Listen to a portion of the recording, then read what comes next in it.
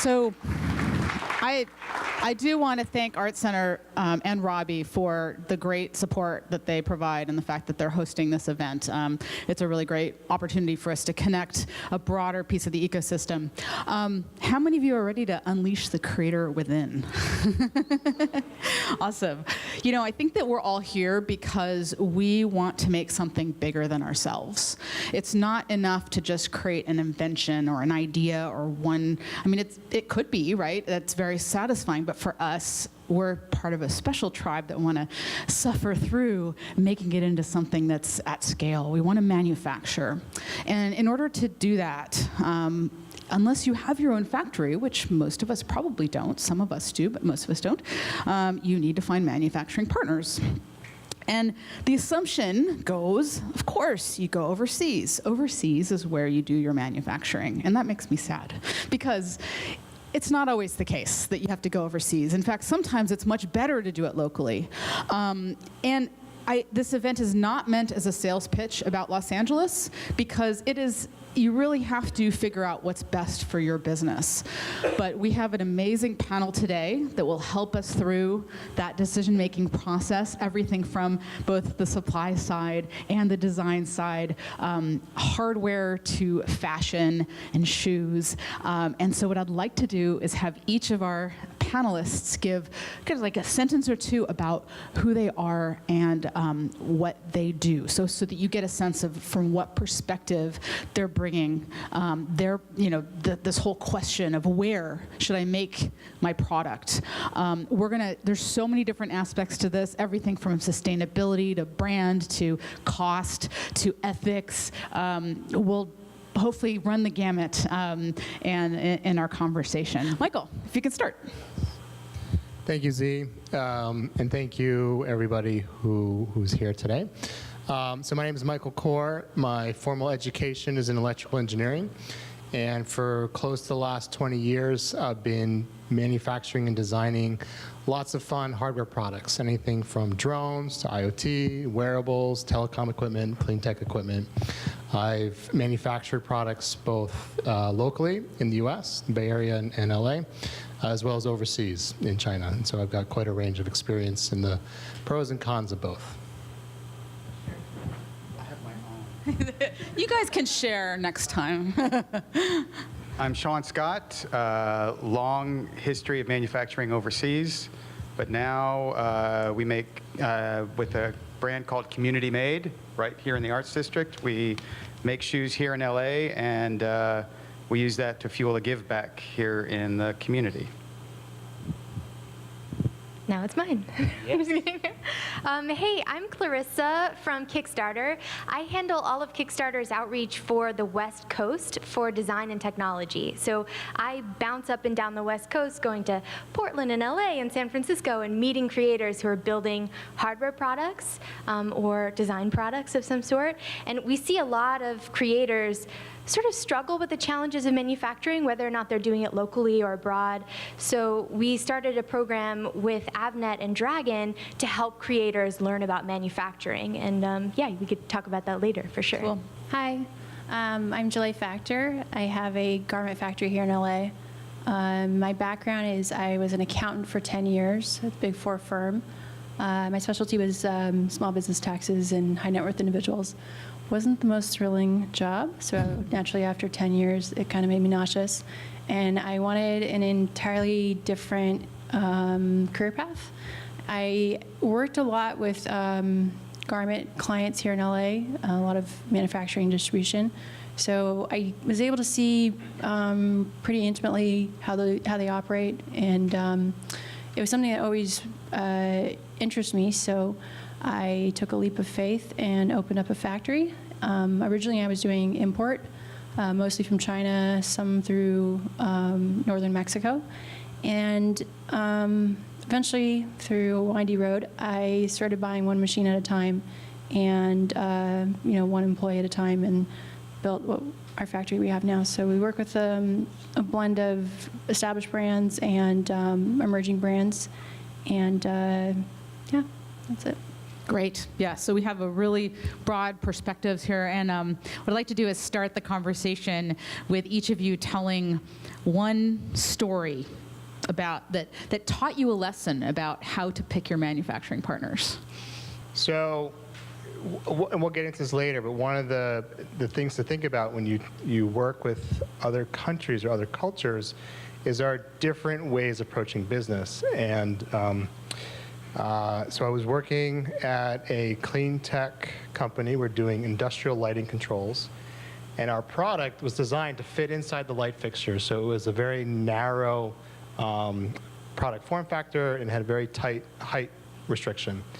And so one of our electrical components, we had to order a special version of it that was intentionally low profile, so it would fit in our product. It was a standard part, but just had to be special order with a special part number.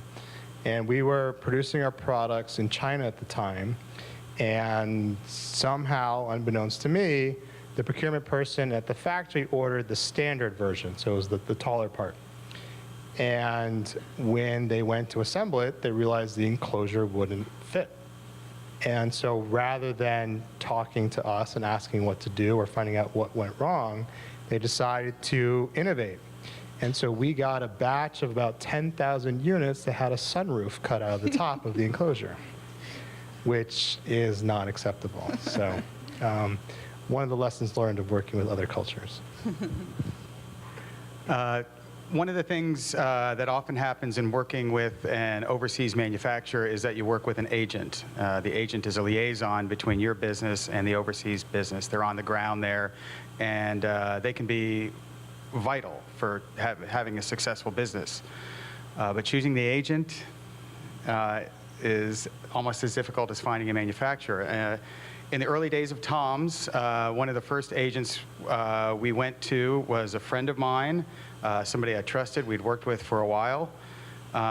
He's happy to help us out with this fledgling business, and turned us over to his Taiwanese partner in his business to take care of us. The Taiwanese partner had recently moved to China, was not happy about it, was not happy to do our business, and subsequently shoveled us off to the worst factory they could find. We spent a lot of time with him in a certain factory. They went off to another factory. And long story short was this like legendary disaster that I'd heard about happening to other people. Thought it was just a cautionary wives' tale, but sure enough, we got a first load of major production. Nordstrom had just come on as a key partner for the brand. I'm responsible for making sure they get their shoes high quality and on time. They arrived on time, but high quality was not even close. They were just a total disaster. Mismatched pairs, literally falling apart. I mean, it's the kind of thing you opened up a box of shoes and it was a total disaster. So the lesson there is choose your partners wisely. Can I ask, is there, in shoes, would you spend time over there usually with the production partner, or in your case, you got an agent? Yeah, actually, that's a good question. It's, I made the mistake of trusting somebody I'd worked with in the past, trusted them out of the gate. Like any new relationship, spend time over there, making sure they understand your needs, and you understand their limitations. They understand your shortcomings before you just hand the keys to the castle over to them. Yeah. By the way, I like your bacon socks. Who's gonna put They're that amazing. on? Yeah, pretty great. Yeah. Okay. Yeah. So. I follow this company called Namiku pretty closely. Do you guys know what sous vide cooking is? You ever heard of sous vide cooking? Describe it, though. Yeah, it's like you throw some meat in a bag and you put that bag in some water at sort of a low temperature and you cook it to perfection so that it's like super delicious. And you could do this with veggies too. Anyway, so I'm addicted to this particular startup. because of the food pictures. And I watched their journey. So they came out of the maker movement and built their product in maker spaces and was showing people how to build these products to actually have your own sous vide at home. And they joined Hacks, which is an accelerator in Shenzhen, and learned how to actually like rapidly prototype their product in Shenzhen. And even though it was fast while they were there, they thought, man, we could do this faster but on our own, like if we actually had our hands on the like factory manufacturing process. So they ended up coming back to the US and setting up their very own factory and training their own workers so that they could have more rapid design and test cycles. Yeah, so that's like a good example of someone doing something a little bit quicker. Awesome. Good story. Okay, I have a lot, but I'll limit it to one. The first order that I did through China, I had a very close friend QC the entire order, and they did a fine job QCing it.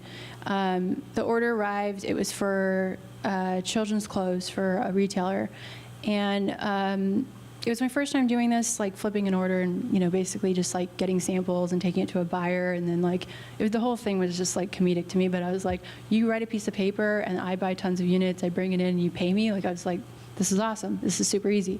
So I get this, all these boxes come in, freight company comes, they drop it.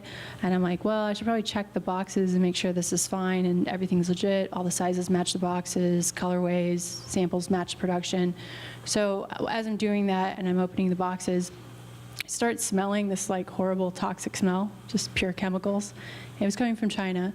And I'm like, you know, shifting through all this like kids' clothes, and it just like the off-gassing or whatever that you call it is just like nauseating. And I called a few friends and I'm like, is this normal? Like, can I ship this? Is this going to be okay? Like, this is going, just the 6-12 month size, is this going on somebody's kid? Is this going to be okay? And everyone's opinion was, yeah, that's what happens. And I was like, really? And they're like, yeah, India has a certain smell and China has a certain smell. And I was like, okay. So they were like, just repackage it. Like, just rebag it all, rebox it, and it'll be fine. Turn it in and it'll be fine. So I was just like, this does not settle well with me, and I like, never want to do this again. But it was a large order, so I was like, fine.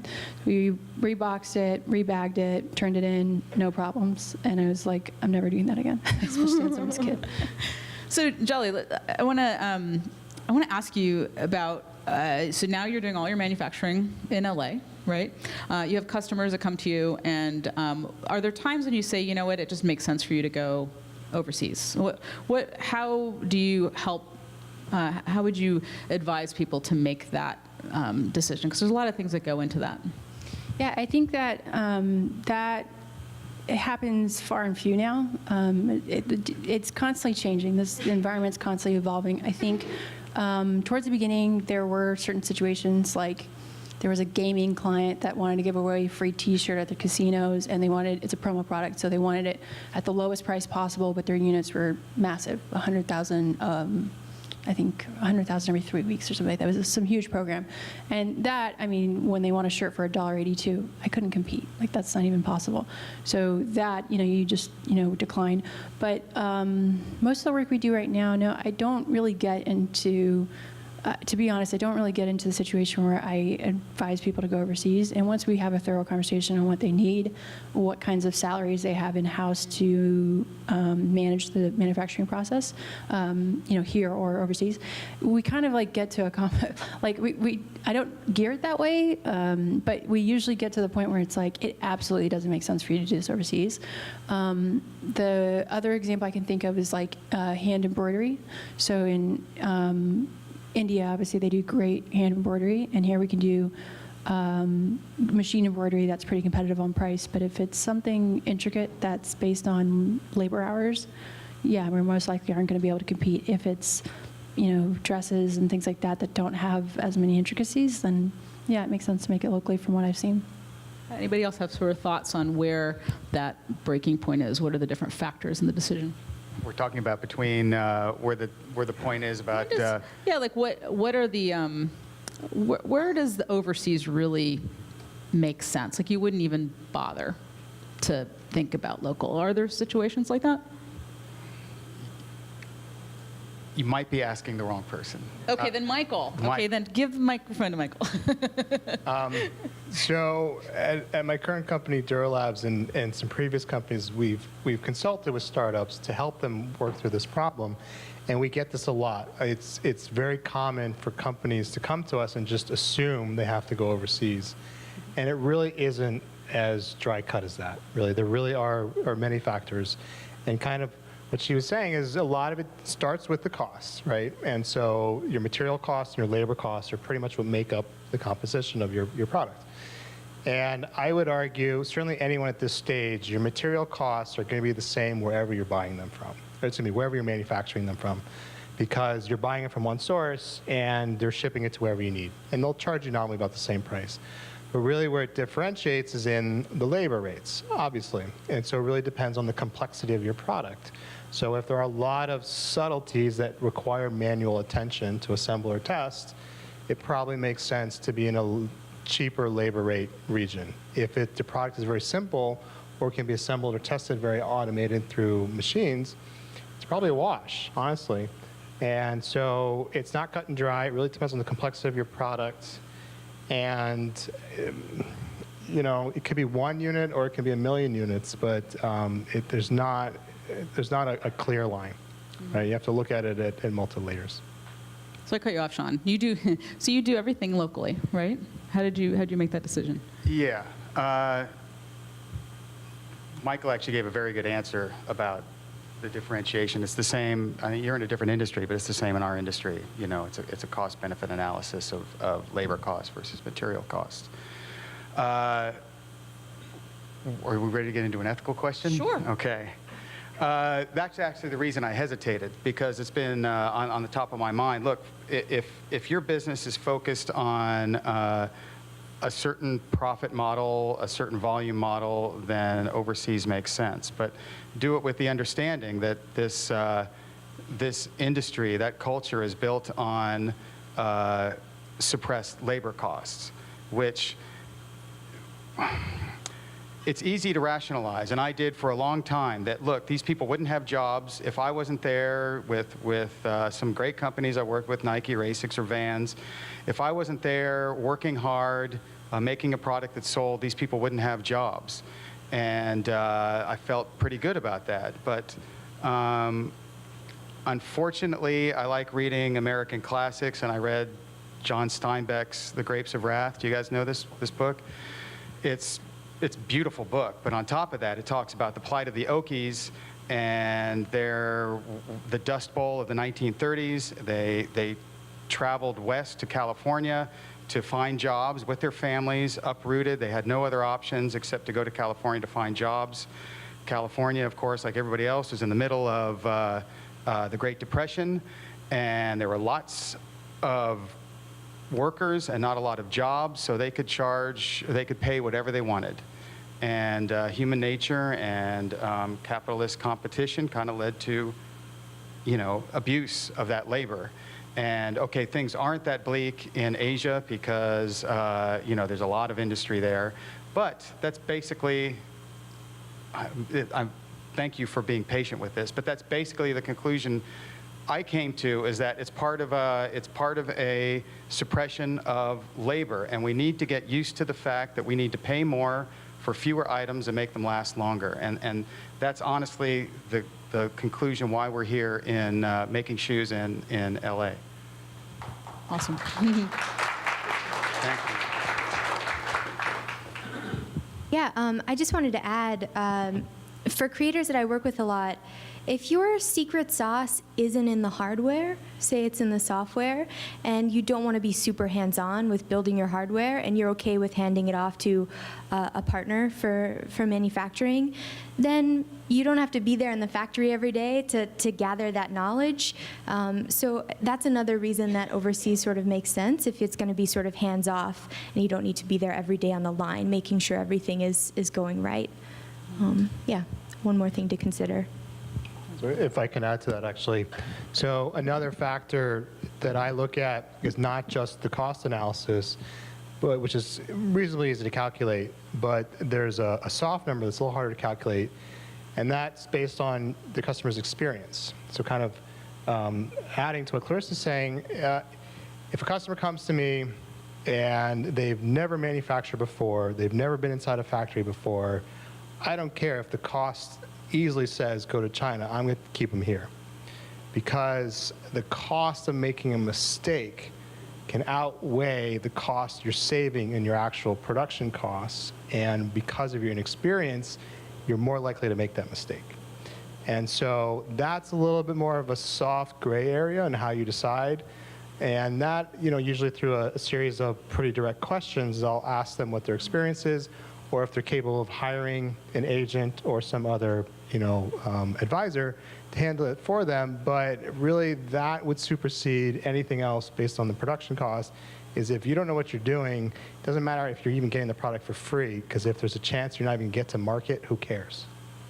I'm going to add what Michael was saying, because I think there's something to be said for being agile, and producing locally gives you the ability to pivot in a way that your competitors cannot. And that's just such a asset right now in such a moving industry. Like if you take, I'm in clothing, right? So if a blogger, you pay an influencer and they wear something and it sells out, it does really well, unexpectedly well. You can't, if you're working overseas, you can't refill that inventory, without tons of headache and cost. And if you have a factory down the street, hey guys, can you do me the favor of refilling it in 10 days? Okay, yeah, the price is gonna be X and we'll do it for you. You don't lose the attention of your customer. And I really think that sets you apart from other brands that are, just trapped in an overseas cycle. The other part, kind of like Michael was saying too, is cash flow. Domestically, it's known you can usually do lower minimums. So if you're not outlaying all of your cash in some huge order that's just a reach for you as a brand, you can sustain if it doesn't do well, or if it does well, either way it goes, it just allows you to kind of survive. If you're meeting the arbitrary minimum of China or wherever, and that's a reach for you, it's just not a business move, I think, that makes sense, especially as you're emerging. What I want to do is I want to go off the reservation here a little bit. I want to ask the audience if you have questions, but not one at a time. Like, how many of you have a question burning in your head right now? Okay, what I'm going to do is I'm going to have each one of you say what your question is, and then we'll keep talking, okay? All right, what's your question? I guess, how does shipping come into this? It just doesn't make sense to me. Send the materials over there, have them worked on, and send them all the way back. It just... Okay, you? You have the question? Yeah, what about markets that doesn't really exist in the US that you need to develop a new market? I don't know, like, you all talking, I know that like for tech, there is increasing market for production, clothes, LA is great for that, but there's other markets. For production? Yeah, Okay. that doesn't exist. So what? Okay. Who else has a question? Yep. I feel like Phil Donahue. Most of you are too young for that. You brought up influencers with the fashion, so but for everybody. So how do you incorporate sort of the ethical decision into manufacturing? There's a little bit of that already, but more from maybe a personal standpoint. But in particular, the next question, sort of follow-up to that, is discussing that with your customer of how they should consider that. Like, at what point do you not be in business if that's going to impede the bottom line? Who else had a question? Back here. Thank you. Sort of similar to the earlier question, Los Angeles has a lot of great opportunities for fashion, but for my business in particular, I'm looking for like wood manufacturers, and it's like pulling teeth trying to get a quote. Alibaba, I can get one probably next day. Los Angeles, it's like next month. Stay away from Alibaba. All right, I think we have good questions. Let's riff a little bit off of that. Speaking of risk, Alibaba is a huge risk. So. All right, go for it. Let's do that. Yeah, no, okay. Well, it's a good segue. I do get asked about Alibaba. They're a force to be reckoned with, and there's definitely part of the equation. And it may be getting better. I mean, in full disclosure, I wrote them off a while ago because I got burned, and it's just not a viable market. So remember, I look at manufacturing as it's just a big problem of risk, and you're trying to mitigate risk, right? And whether it's picking suppliers, whether it's building redundancy into your product line, whatever it is, you have to build out the risk or identify the risk. And Alibaba today is this black hole. And you put out a quote or request for quote, and a dozen or so suppliers come back to you and they say, we've got the cheapest, we have your product. If you look closely, so first off, there's like, you can't find them, right? There's no Google Maps, their addresses don't show up. If you go to their website, I'm sorry?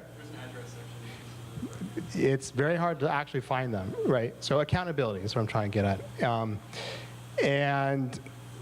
And I can speak firsthand experience. Like I was looking for one particular product, and I got 6 quotes back, let's say, and I opened an email from one of them, and there's a picture of the product, like a snapshot of it sitting on the floor of their office. I'm like, great, they've got it, okay? I open the next quote. It's the same exact picture. So one of them's legit. Maybe. 5 of them are not, Maybe. right? So there's no accountability, and so you're adding risk. And so if you're prototyping, fine, right? If you know what you're getting into, you're like, I just need to get something quick and cheap. I just want to try it out. There's this prototype isn't leaving my office or my lab. Fine, right? You're eating your own dog food. You're gonna bear the risk yourself.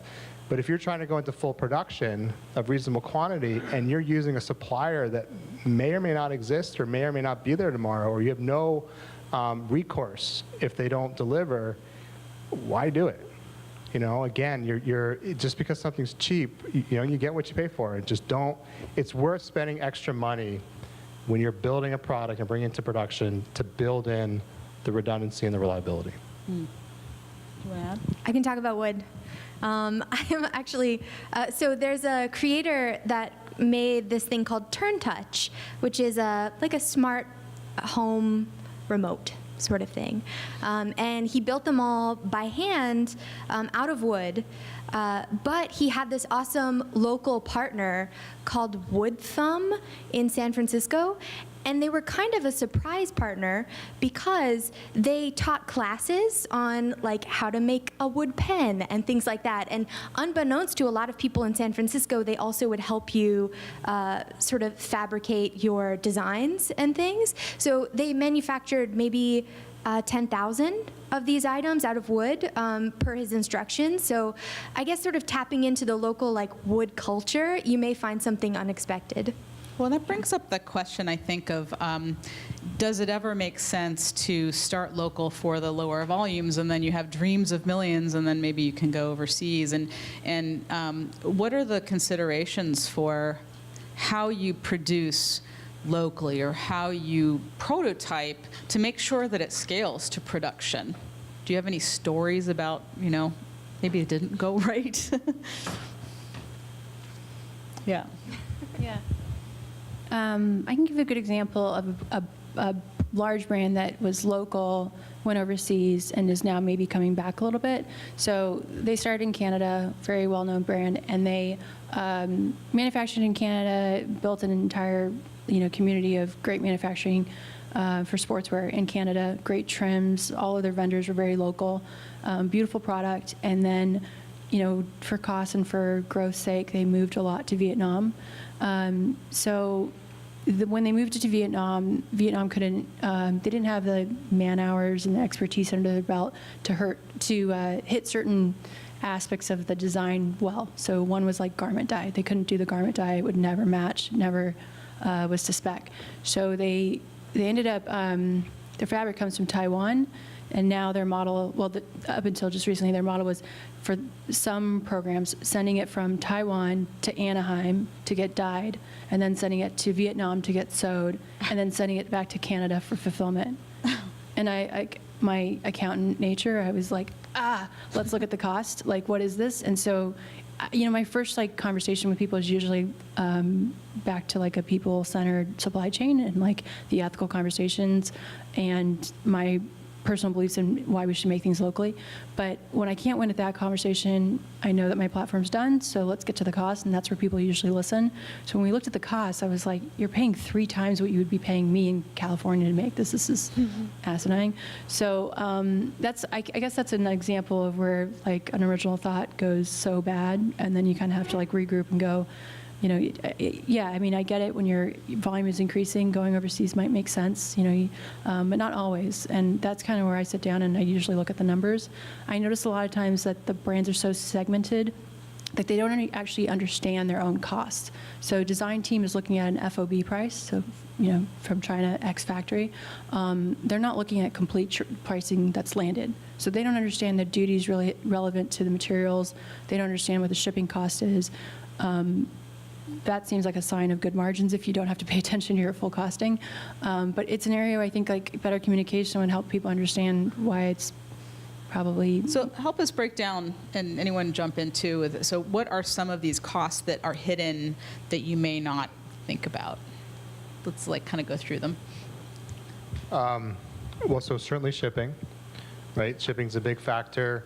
Air freight versus overseas. When you ship items by air, you pay for weight. When you ship it by sea, you pay for volume. So if your product consumes the same volumetric space but is has more weight or less weight, you might choose one over the other.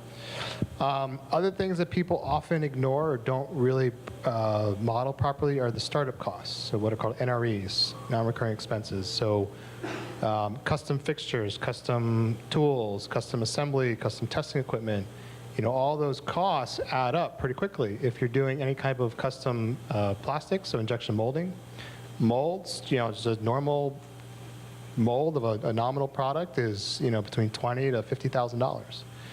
And if you're only making one, the very first piece of plastic that comes off that tool the plastic itself might have been 3 cents of plastic, but it costs you $50,000 and 3 cents to make, right? So people don't really model that correctly all the time.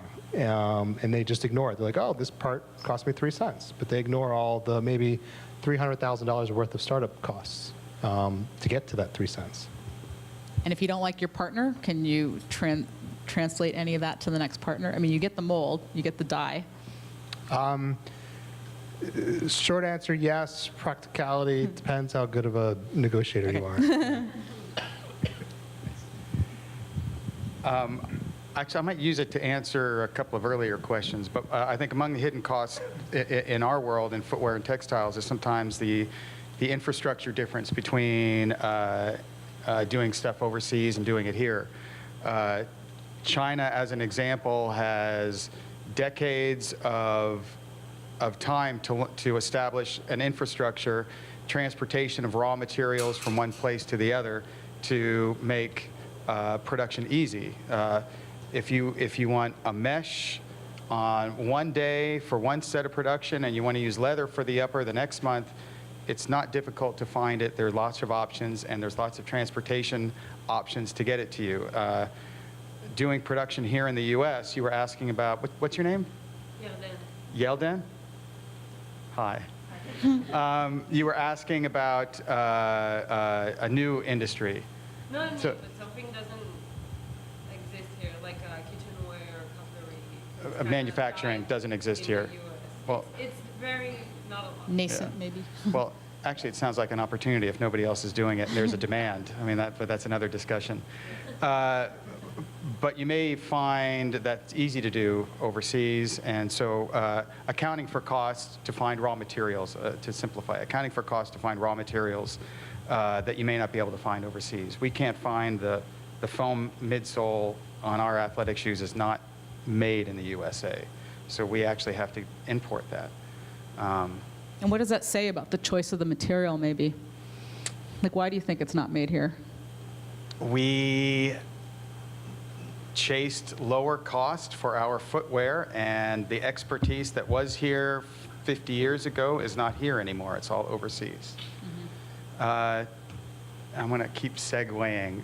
If you don't mind, hold the microphone closer. The gentleman in the back in the gray sweater, you asked about, when do you decide to maybe I can't do it if I want to do it here. Well, I mean, you're going to be the guy who has to make that decision, but there may be situations like with I can't find the raw materials to do it here. I'm going to have to import it, and you're going to be the guy to draw the line about whether I'm comfortable with it. I mean, we had an option to just do our business and import everything from China. I mean, that would have made a lot of cost sense.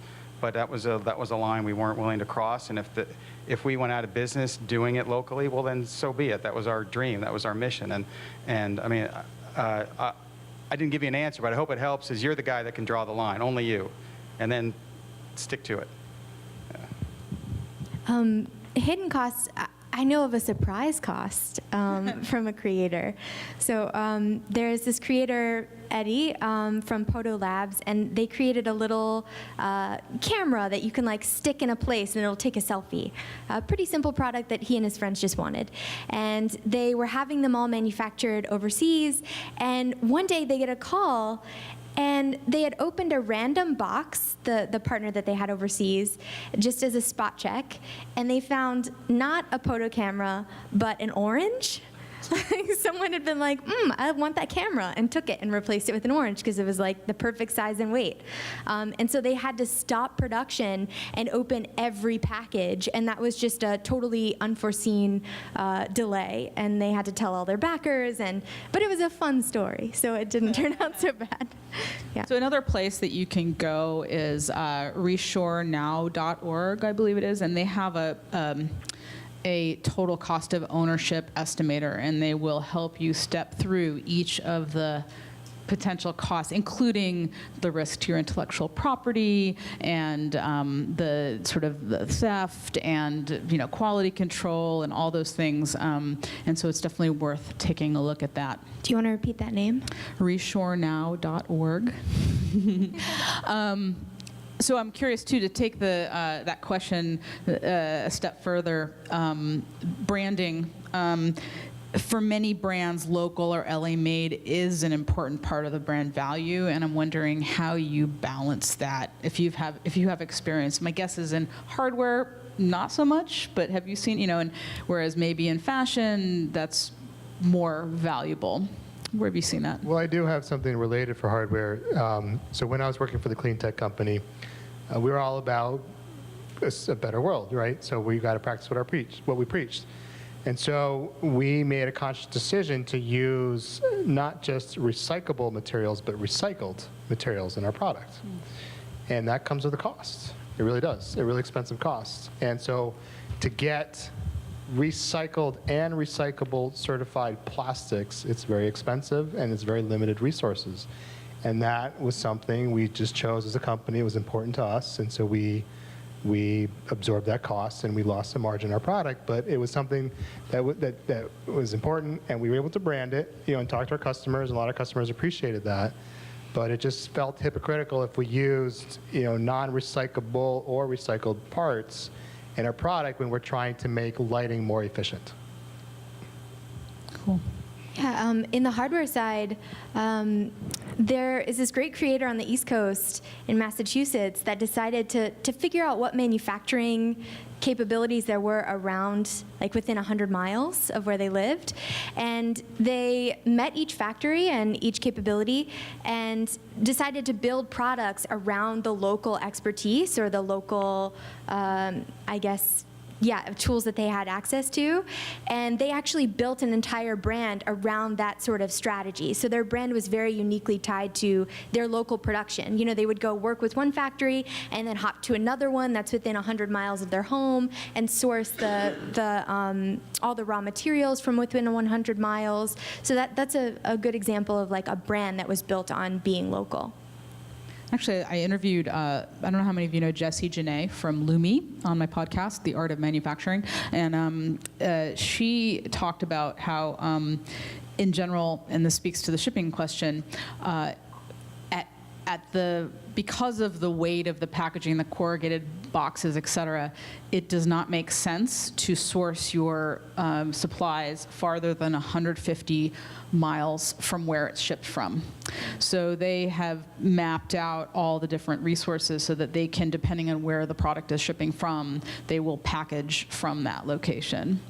So it's definitely, and then there's a company, Bobrick, you may know, they do bathroom fixtures, et cetera, and they build their, some of their manufacturing is in other states and maybe overseas, but their bathroom stalls are definitely done domestically, and in fact in the valley, because it just does not make sense to be shipping these huge bathroom stalls, walls around across the ocean, not to mention the sustainability issue as well. I'm curious if you have any thoughts on sustainability. You mentioned, Michael, sustainability. Anybody else that has some thoughts on that?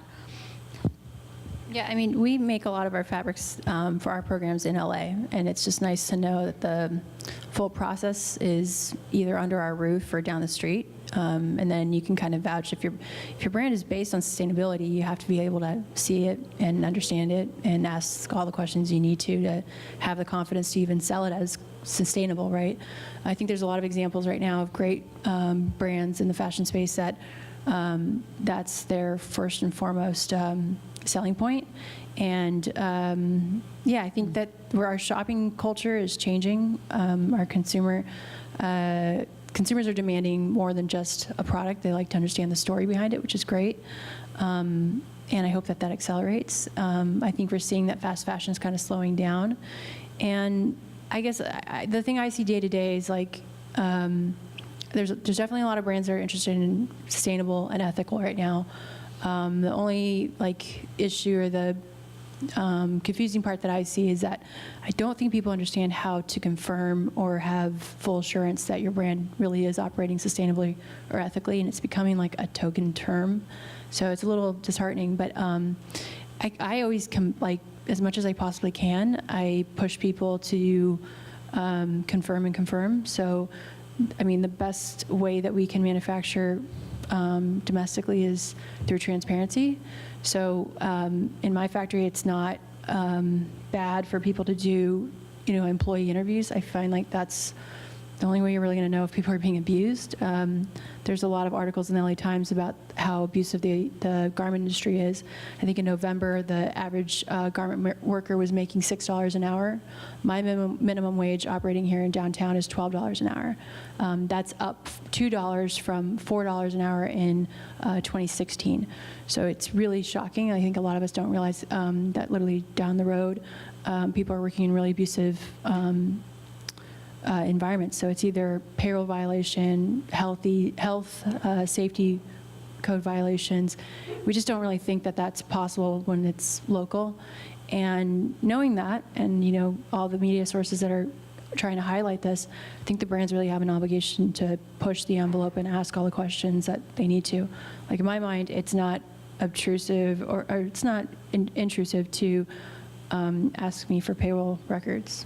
Like, yeah, I'm going to eradicate the social security numbers, but like, come on, if you're building a brand based on like we use fair wages and we attest to this and that, I mean, you kind of have to, it's more than just like, do they have a payroll labor poster on the wall? Like that means absolutely nothing.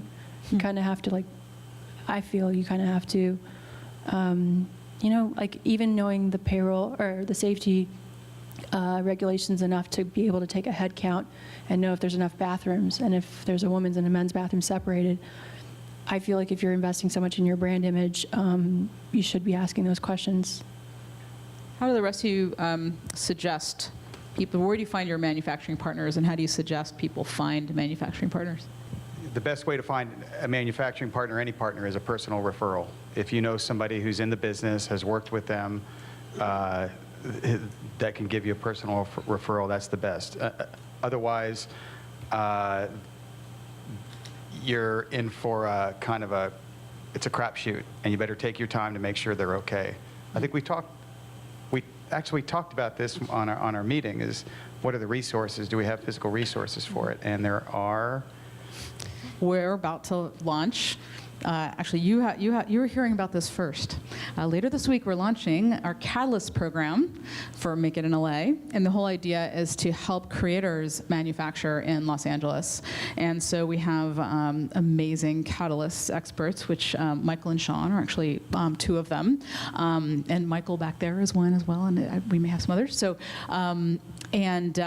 And so you're going to be if you're selected, you're partnered with a Catalyst who will help you think through the process, help tap into the rest of the brain trust of our Catalysts to figure out what you need to go from your idea to production or your prototype to production, and you'll have an opportunity to get exclusive factory tours and access to other services and things like that. So if you go to, even though It's not announced yet. We just made the website live, so you can go to makeitinla.org/catalyst, and the deadline is in a couple weeks. So definitely please apply. And if you're interested, if you have a brand, if you're an emerging brand or established brand, because absolutely the whole idea of little sales pitch, sorry, that personal referral is so important. And one of the things that when I was working as an entrepreneur in residence for Mayor Garcetti, that I was hearing a lot was that designers and creators were saying that, well, I can't get that information from anyone else. There wasn't a sense of community where people were willing to share that information. And I think that in different industries, there's different senses of community where you're like, no, this is all good for the community. I mean, we want our manufacturers to be successful, but until now, people have been very close to the vest. So that's one of the things that we're trying to change, is to create that sense of community. One thing that we did in San Francisco is we started like a manufacturing tours meetup group, and we called up some factories that were local and said, hey, we have a group, can we come take a tour? Yeah. And that was just a really good way to run through the factories and see what they were capable of. But it definitely doesn't beat a referral. That's like the gold standard. Yeah. You want to add? Yeah, I'd support. I think these are perfect answers. Like anything, referrals are always your best, whether it's a supplier, whether it's a restaurant, whether it's a dating partner, whatever. Because someone who knows you knows what you need, and so they're likely to give you more honest, thumbs up or thumbs down. And it may not be a discredit to that supplier, but maybe they're just not a match for you. So a referral is often the best. But regardless of the quality of your referee, whoever gave you the referral, you still should audit. You should always audit. You should always go to the facility. If anything, it's just to double check the reference, but it also puts a face with the name, and you're starting to build a relationship with your supplier. Some other things I often advise people to think about is your manufacturer is literally like a marriage. You're going to be with them for a long time. You want to build a personal rapport with them. You don't want it to be transactional, where you just write a PO and then in a month you get a box of goods. You really want to build a relationship with them, and the best way to do that is just start by doing an audit. Just like Jaleh said, when you need to do that, oh my God, I need to fill another order because it's going off the shelves. Like, you need to have that relationship, or else they're not going to do it for you. The relationship part, I constantly say this, but my company's based on service and people. The product is secondary. Like, it's a given because I trust my people and I know the value of my team and I know how talented they are. The quality of the product is always going to be there. Like, I have stellar, incredible people that work for me, and I'm so grateful. But my relationship is first and foremost based on people and a service. So that said, the relationship that you have with all of your vendors is so important, from fabric, from the foam, whatever it is. It's just so important that you, really, really harvest that relationship, and then you're secure. If you go on Alibaba and you have a good order, you're an anomaly. Like that you were lucky. Go buy a lottery ticket, because that's not everybody's, that's not everyone's situation. And I think if it happens to you once, don't count on it happening again. Mm-hmm. Awesome. And I want to ask you more questions, but let's see, who has a burning question? Okay, we're going to do the same thing again. Okay. Don't give it away, though. Okay, so I have two questions. One is for you, first of all. Is it a completely vertical factory? And also, I've noticed a lot of brands that are made in LA, the quality really lacks, where it sort of almost feels like it's made in China, but it says it's made in LA, and the price point is higher, but you're not actually getting the quality you should be getting. And also, how do you make consumers care about sustainability and really communicate that message to them, instead of it just being something on a tag? This is something I've spent a lot of time by a river in my journal thinking about. You can't guilt trip a customer into paying more because it's domestic or because it's made fairly. You will compel to some people, but I don't think that everyone's going to buy that argument. Good on you for being a brand that is doing that. Unfortunately, I feel like you can't guilt trip a person into that. But there's more people that care now. There's more people that are eating healthy, good quality food. Like, the trend is going there. But I think it's actually a motivator for us to try to do the same product with the values that we believe in. Does that make sense? Like, I can't say because it's made in U.S., I'm going to charge instantly $2 more. There's science behind this. People won't pay $2 more. That's not how we buy. Sorry. Well, my idea is that making it locally doesn't necessarily mean it has to be more expensive. What I say about caring is not necessarily about guilt-tripping a consumer, but educating them. Yeah, I mean, education is fine, yeah. I mean, I guess I'm just talking about price, like you can't charge more just because it's made in the US. Your question about quality, we work with brands that do very basic goods that I don't think are quality, and then we work with brands that have an elevated quality where I look at it and I'm like, this is really good stuff, and I feel proud of it. A lot of that is driven by the brand and their fashion and technical sense. So I always say, like, don't make me think, just tell me what to do. Any factory relationship, you really just want them to follow what your vision is. So it's on you guys to kind of express to us, like, this is every, incredible, detailed tech packs. This is every detail of what I want to make, what my design is. If you're relying on the factory to pick a colorway, if you're not, providing a Pantone reference or something like that, I think it's just like there's points of breakdown where it's not going to turn out that nice. If you're very thorough and you want a quality product, as long as you communicate that, it should happen. And then, vouch for the factory, make sure that they have brands that you work with are similar to what you're trying to produce. I guess, yeah, along the same lines, at least I have a perception, or came in with the perception, that made in LA or made in the US in general is for sort of low volume, high value, almost like luxury items. So is that generally true, or like what industries, I don't know, like how much more are you paying to make it locally? And then it's a cost benefit analysis, right? Like what's, how much more are customers willing to pay, or? I think you're feeding into the misconception. I think it really depends on the product. As we were saying, it depends on the type of product, it depends on the complexity of the product, depends on the local specialty. Regions have their specialties in skills or in components. The Made in USA branding effort that has been going on for a while kind of depicts this image of like steel and hardy worker type products, which is great, and there's some truth to that. But I don't think it's so narrow. I think you can get good and bad products across anything. I mean, this might be a little too meta, but like the entire world was made up of people, and there's good people and there's bad people. There's good companies or bad companies. It's not necessarily specific to a region. You can get high quality of one thing in any region of the world, and you can get ripped off of something else in every region of the world. So I don't know if there's a blanket answer that Made in the USA is better or worse, or specific to a production volume or even a type of product. Yeah, it's different for every product. I think it's good to investigate all of your options locally and abroad, just in case locally ends up being the better approach, or abroad. And who knows, the conventional wisdom may tell you, you make product X, that's in space Y, you should go to China, or something like that. But conventional wisdom may not know that the landscape has changed in the US or something like that, and you could be like pioneering that process locally and have an edge. So I think Jesse Janae would say, like, if anyone tells you this is the right way to do something, you should just like stop listening and go investigate for yourself. Definitely good advice. Yeah, I have one comment.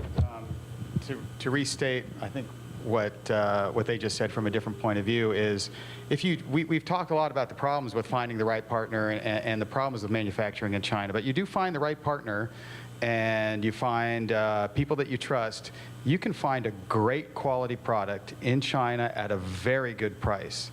Even take into account the shipping and the import duties and all that. Yeah, I mean, it's not only possible. I mean, our U.S. has been thriving on that for a while, and China's been thriving on that. So. Just because, I mean, we've talked a lot about the benefits of USA and USA manufacturing and some of the drawbacks of overseas manufacturing. It goes the other way as well. I mean, there's, like they were just talking, there's lots of drawbacks here. For me, it's finding skilled labor, and there are lots of benefits to doing stuff overseas. Throughout tonight's talk, I've heard only discussions around mass-produced products. What happens if there's You're saying more an artisanal organization. kind of products? Sure, an organization where perhaps the consumer scale, the consumer market is only within LA County, and it really could make a difference producing it in the county, in a particular city, and really zoning the scale down into a much smaller area. Do any of you have any thoughts on that? I love that. I mean, that's what we're trying to do. And there are a lot of makers, artisanal makers having success here locally. And the key is engage the local people. However you do it, have them over to your house, have them to your space, have them help you make things, hire their neighbors to help you make things, and engage the community. If the customer base is large enough to sustain the business, you've got a great opportunity to do something really special and have your customers actually be a part of your life. We've gone all over the map here, everything from ethics and sustainability to the cost. We dove into that, the cultural differences, all sorts of things. I was wondering if each one of you has one little takeaway or piece of advice to give everyone. Yes. Here's my parting advice. I'm going to assume that most of you are just getting started with the product, or you're getting into what's called the NPI, New Product Introduction. As I mentioned earlier, I look at manufacturing as a risk mitigation problem. Your sole objective as an entrepreneur with your first product is to get to market and prove that customers like your product. Your first priority is not to be profitable. It's to get your product to market. If you try and cut corners because you're trying to save money, or you think there's a cheaper or better or faster way to do something, but it adds risk, a risk of your product not getting to market, either because it just completely fails, or maybe your product is seasonal and you have to be on shelves by October in order to hit the Christmas market, and if you miss that, you don't have enough money to last another year. It's not worth the risk, right? Spend the extra money to de-risk the problem, to guarantee your product gets to market and your customers give you the response that you're looking for. And whatever you pick now, it doesn't have to be a permanent solution. So kind of feeding back to what Z was asking, it's perfectly appropriate to start locally because you're de-risking it. And then financially, once you reach some success or some stability, move it overseas. And there's plenty of suppliers who actually have that built into their business model, where they help you start locally, and they have either formal relationships or partnerships with suppliers overseas that they can just literally transfer all the files and the tools over there, and you start benefiting from the cheaper labor. So de-risk the problem. Cool. All right, Sean. I'm not going to talk about maybe the most important thing, because we talked about it a lot, but I think I'll talk about a trend that I think is healthy to be aware of it. And I agree that maybe fast fashion is fading a little bit, but what isn't fading is this, as a business person, is being closer to market, being closer to your customer and closer to the time you deliver.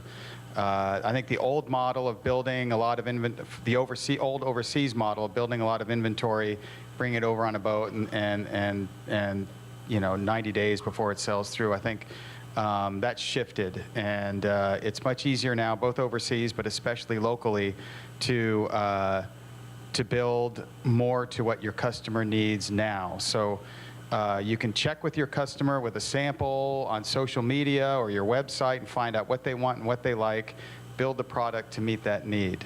And I would say that's something, it would have come up eventually, I'm sure, but I'll leave you guys with that. Yeah, I couldn't agree more at Kickstarter. Yeah, I think the most important thing from my experience working with creators is when you're building a product for the first time, you have to learn as much as you can. And being as hands-on as you can really help, so that you can learn the process and then iterate on that process and have the edge over competition, or even understand the levers that you need to pull in order to make your brand the best that it can be. So the closer you can be to your manufacturing process, the more you're going to learn. And whether or not you do that locally or go abroad, just make sure that you're sort of in the thick of it. Yeah. I guess I would say mine's not so much about making it locally overseas. I think we got it. We killed that conversation. Mine's more about entrepreneurship in general. I feel like this group is probably looking to start their own brand or start their own company. And my personal experience moving from something so far opposite from manufacturing into manufacturing showed me that if you have a thought and you're really committed to it, and you're going to put in the hours to dedicate yourself to it, and you see an avenue for it to be successful, to just hunker down, put all the hours and effort into it. Maybe don't share your concept with everyone, because I think the tendency is for people to, they want to protect you, and maybe they vocalize some fears, and it might mess with your vibe and your energy. I think just really hunker down. If you believe in what you're doing and you believe in your mission, your brand, or whatever it is that you're starting, find your partners, build your relationships, do the hard work, and usually it'll come back to you. Jaleh, Clarissa, Sean, Michael, amazing panel.